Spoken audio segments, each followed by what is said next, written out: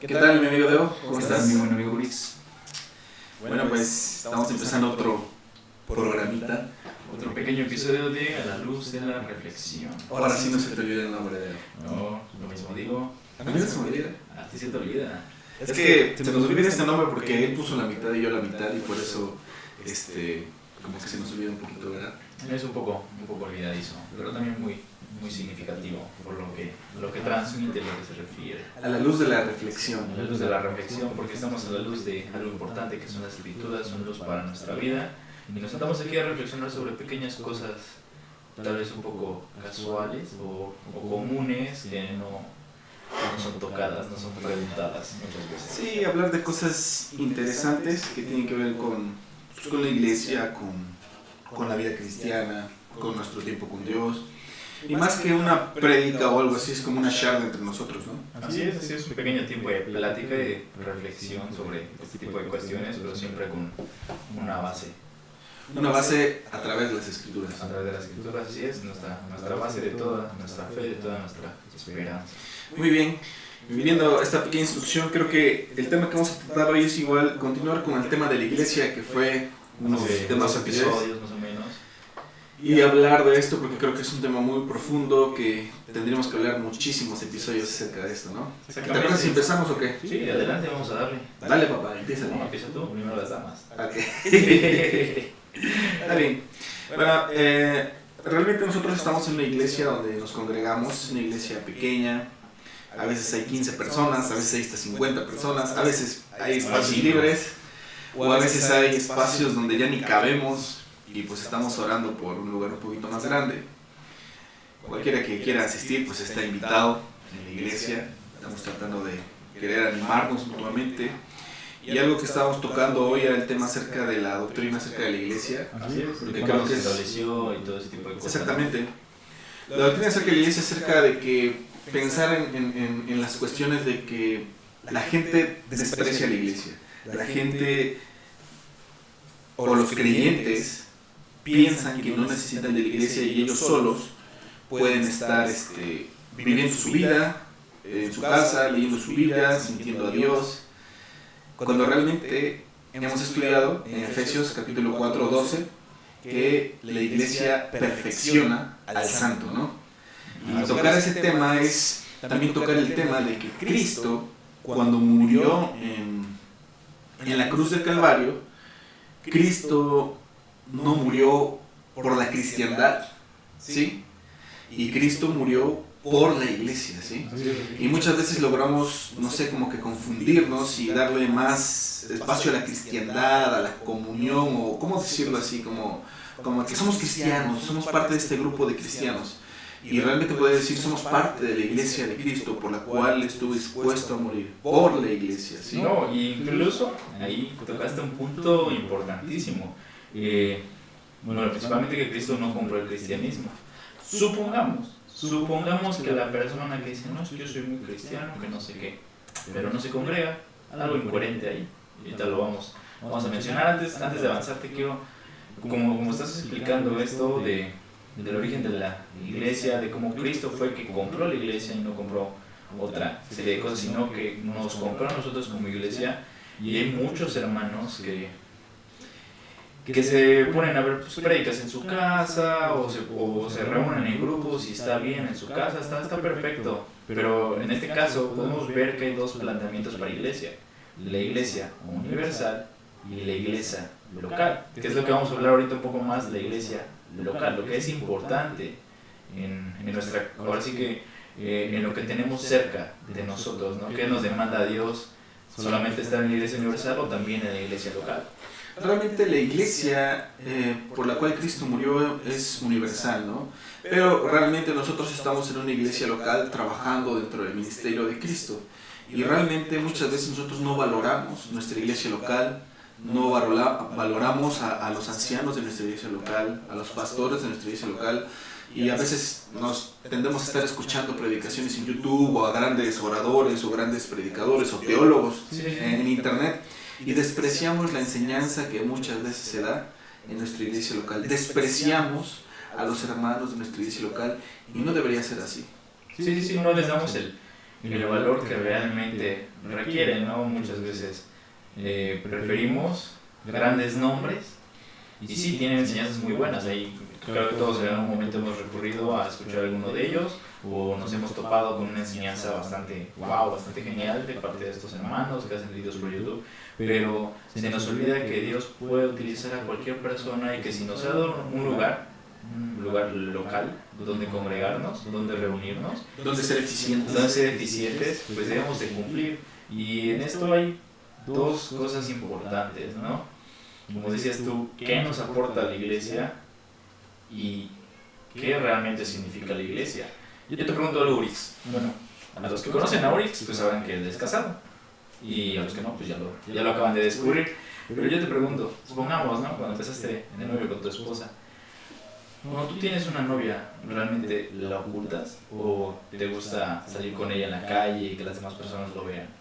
Realmente, pues, yo solamente es mi novia, pero nunca pensé eso, así como que, lo voy a enseñar al mundo. No, me refiero a que te da vergüenza salir con esa persona. No. Bueno, ese es el no punto. Con ella, ¿no? Ese es el punto importante. Y mira, antes de seguir avanzando, creo que tienes tu librito ahí preparado.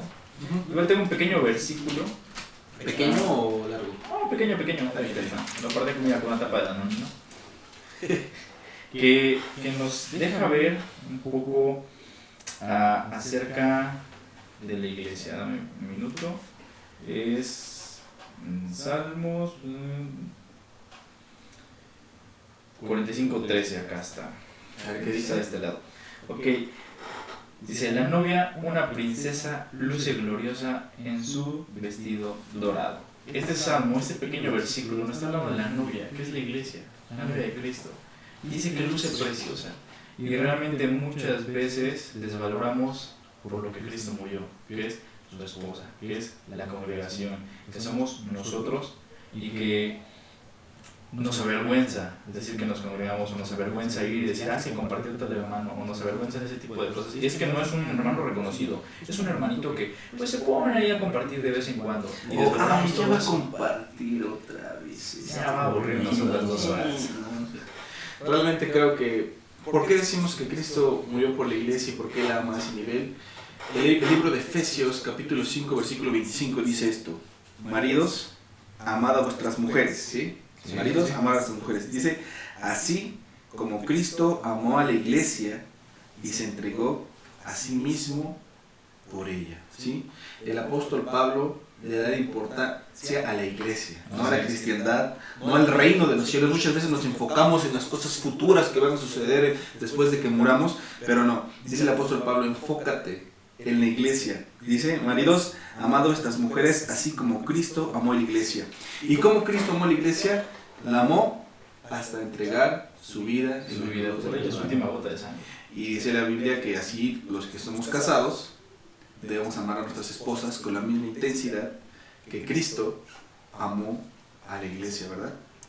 Creo que podemos pensar también con respecto al apóstol Pablo, ya que estamos hablando de él, que su peor pecado para él, según en 1 Corintios, me lo voy a leer. 1 Corintios, capítulo 15.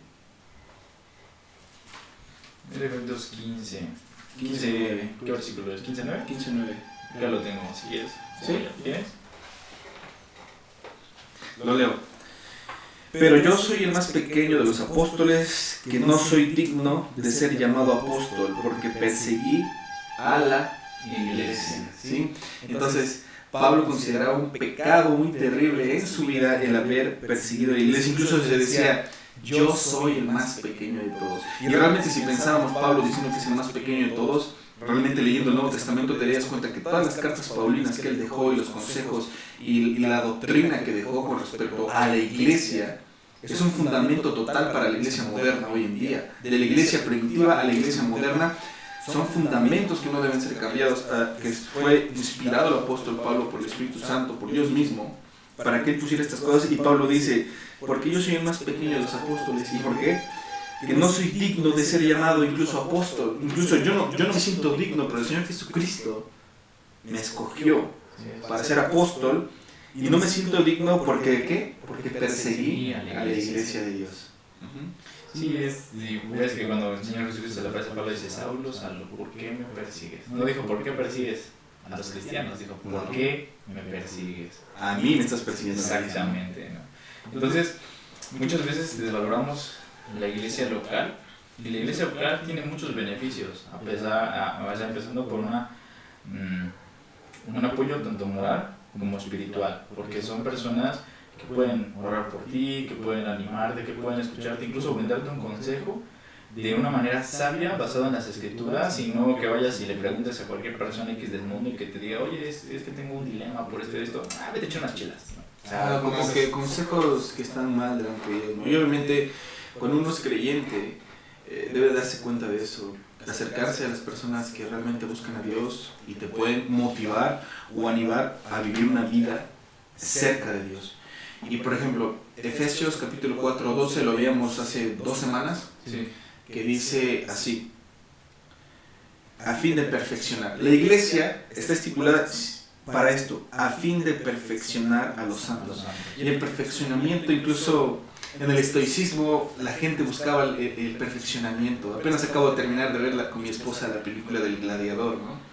Y como al inicio de la película matan a Marco Aurelio, ¿sí? Y Marco Aurelio buscaba el perfeccionamiento, tanto intelectual, físico, de comprensión de todas las áreas.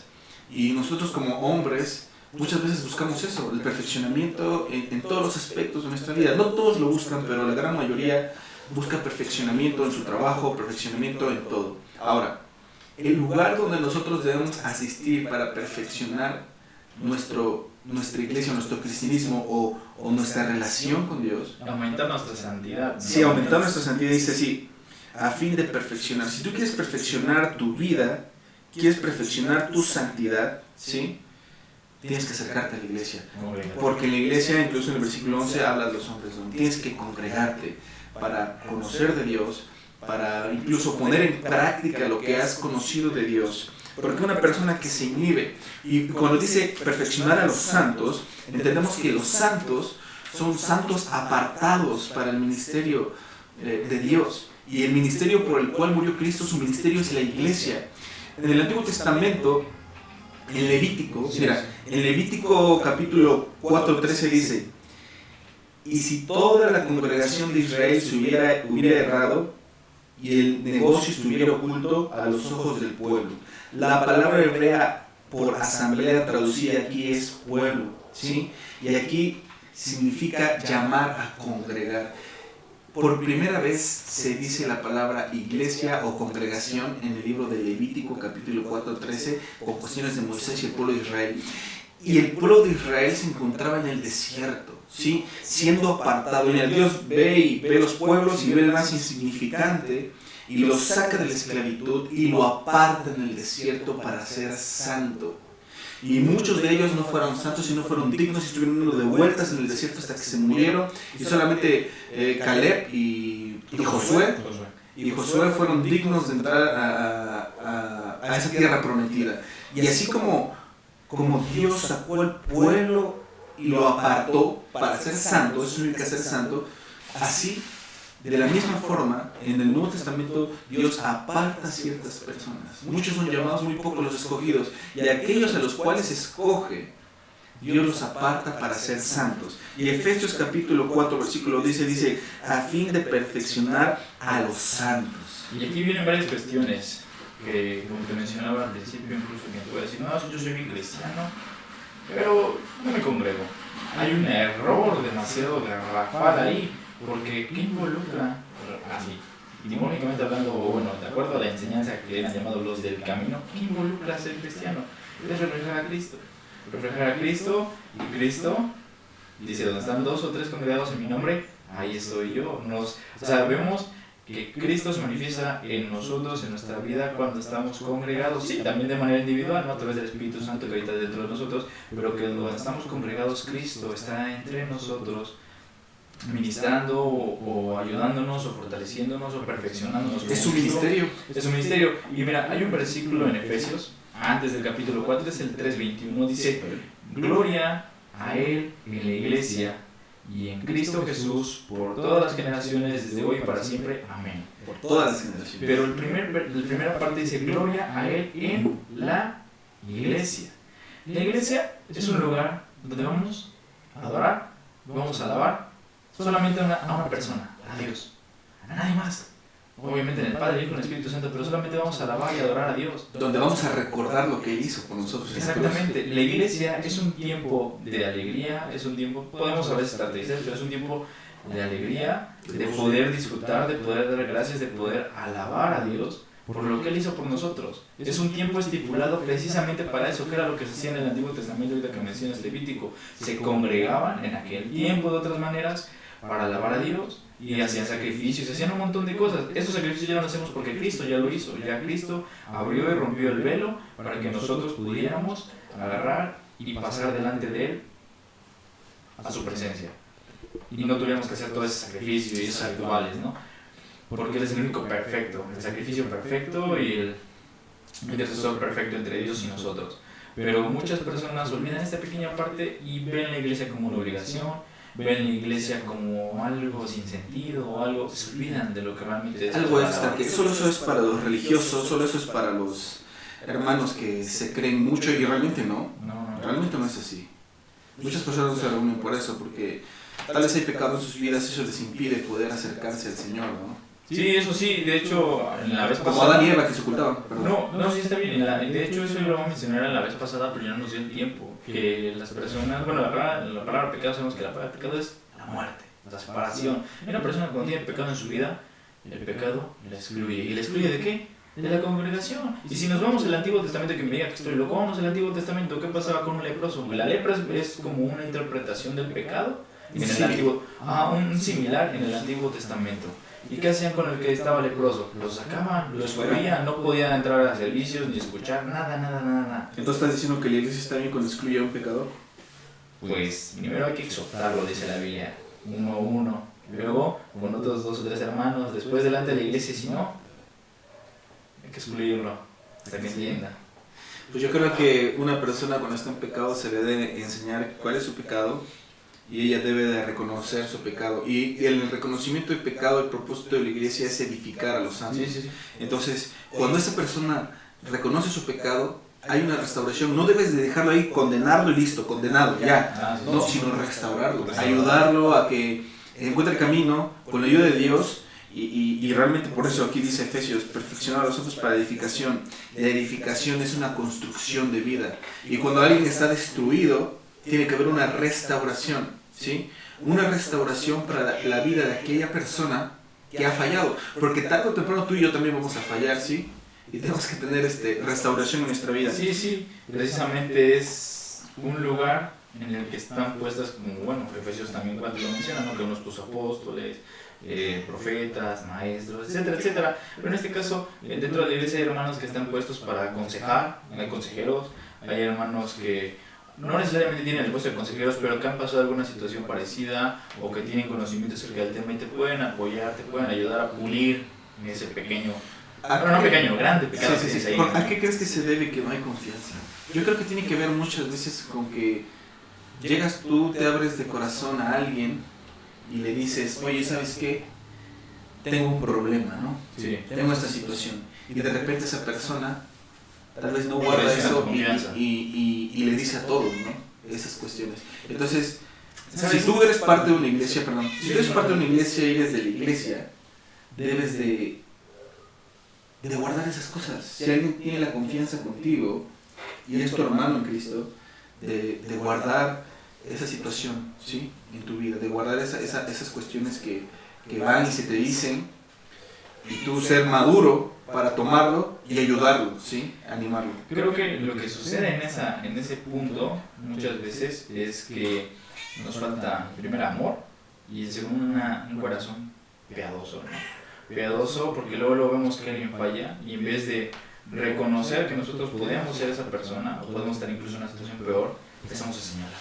No, míralo, ese hermano pecó, ese hermano falló y nos podemos a señalar, dice, con la vara que mides has medido incluso un poco más, ¿no? Nos podemos saber su paja en vez de ver la bigota que tenemos aquí, porque ¿sabes qué pasa? Como ahorita que lo tocamos, creo que me hace reflexionar en ese versículo de Mateo que dice, miren la paja, pero no miren la viga. Entonces están viendo el error de él, pero no están viendo el error gigante que ellos cargan y que es tan grande que ni siquiera los deja ver que ellos mismos están fallando. Tal vez incluso podríamos pensar como que podríamos sentirnos perfectos porque nos reunimos, podríamos sentirnos perfectos porque en ese momento estamos bien con Dios, pero la palabra de Dios igual dice que el que piense, el que quiera estar firme, mire que no caiga. Y realmente de la forma en que tú tratas a tu hermano, o sea, con la misma vara que mires, tú vas a ser medido. Así que cuidado, O sea, tú sí puedes juzgar a alguien, pero juzgar en santidad,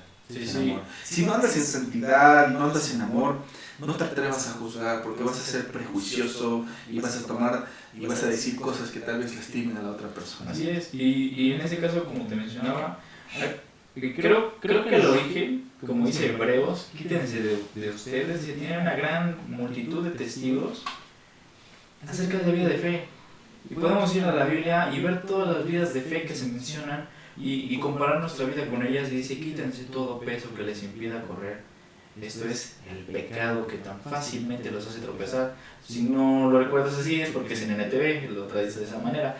Dice, quítense el pecado que tan fácilmente los hace tropezar. Muchas veces estamos en pecado, vemos que un hermano mete la pata, pero como estamos con algo dentro de nosotros, algo que nos está estorbando, empezamos a señalar, en vez de agarrar y trabajar primero en lo nuestro para poder ayudar al hermano. Exactamente, eso es un error que muchas veces... Mira, la iglesia no está para destruir. Según Efesios capítulo 4, versículo 12, la iglesia está para edificar. Y no solamente para edificar, sino para construir la vida de las personas. Y si una persona destruida llega a la iglesia, como verdaderos cristianos, si queremos ser... Mira, el cristiano es un seguidor de Cristo. Cristo estaba edificando la vida de las personas, ¿sí? Estaba salvando, estaba sanando, estaba ayudando, estaba restaurando, estaba siendo misericordioso.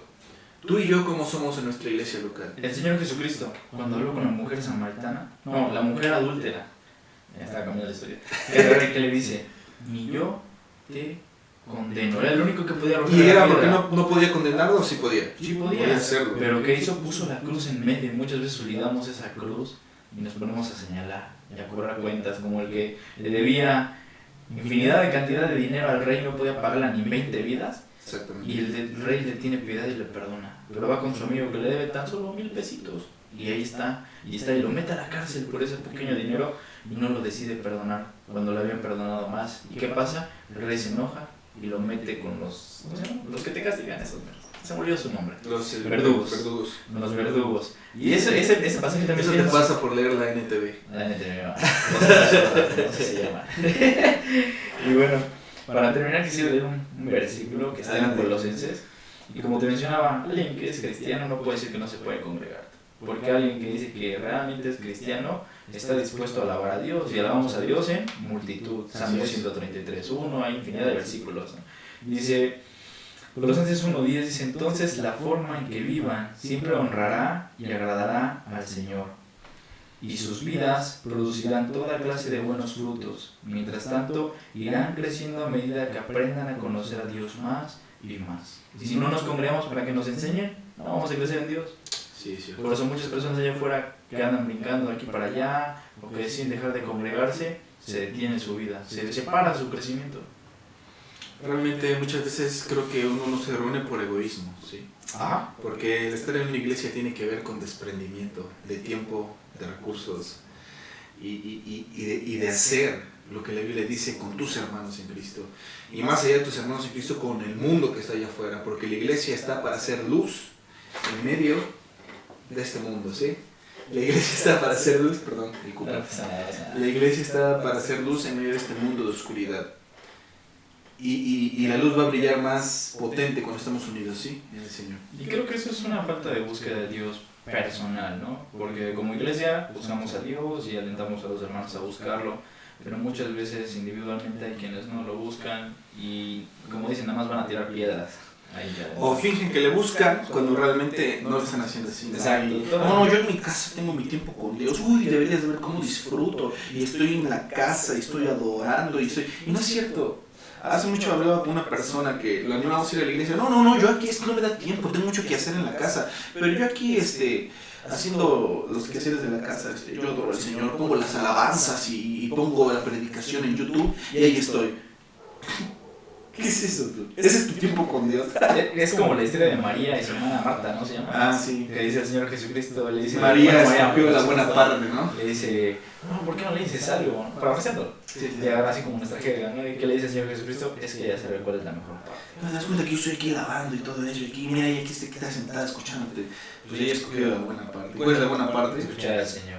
Así es, a través de su palabra. A través de su palabra y de quienes Él ha instituido para predicar. ¿Y dónde más puedes hacerlo? Pues en la iglesia misma, en la iglesia local. Te reúnes con gente que ama al Señor así como tú le amas. Te reúnes con gente que quiere buscar, quiere conocer al Señor, que quiere servir al Señor. Y esa es una comunidad, un equipo de trabajo. Así como el Señor Jesucristo no vino yo solito, pum. No, agarró a 12. ¿Sí? ¿Y sabes qué es lo peor de todo? Muchas veces escuchamos filosofías humanas que tienen varias cosas interesantes que son productivas para nuestras vidas. O sea, hay varias enseñanzas de filosóficos, de científicos, de psicólogos que realmente sí nos aportan algo y no le damos, pero somos como una doble moral, ¿no? Porque escuchamos, sabemos que las personas con las que... Ahora hay un dicho, ¿no? Que dice, dime con quién te juntas y te diré cómo eres. Y muchas veces nos juntamos con todo tipo de personas allá afuera. ¿Eso dónde viene en la Biblia? No dije, un dicho de la Biblia. A lo que voy es que muchas veces escuchamos cosas externas, por ejemplo, psicológicamente dicen que somos el reflejo de las 5 personas más cercanas a nosotros. ¿Quiénes son tus 5 personas? No lo respondas ahorita. Yo sé cuáles son mis 5 personas y son amigos que están en la fe. Y somos el reflejo de esas 5 personas. Si somos el reflejo de 5 personas que están muy cerca de nosotros, ¿cuál es nuestro reflejo cuando no nos congregamos? Exactamente. Muy buen punto. Muy buen punto, pero déjame decirte que el Señor Jesucristo se juntaba con publicanos, con pecadores, con rameras, incluso dejaba que lo tocaran. Sí. Así que, bueno, está bien tu punto. Bueno, me refiero a una persona que dice te entiendo, estoy mal, molestando, ¿no? amigo, tranquilo, te entiendo. Sí, porque el Señor Jesucristo pues, es el Señor Jesucristo, ¿no? Sí, y había sí. personas que iban a predicar y nosotros nos toca ir a predicar y nos llegamos a reunir con personas, pero no dejamos así que nuestro círculo social no son personas de allá afuera, sino que son la congregación. Amén. Eso es a lo que me refería. Y está muy bien ese pensamiento. Bueno, Pues nos creo que despedimos, ¿no? sí, por ahora sería todo y pues chau amigos. Que tengan excelente noche, amigos. Sigan viendo y escuchando este podcast que se llama A la luz de la reflexión. Hasta luego. Hasta Bye luego. bye.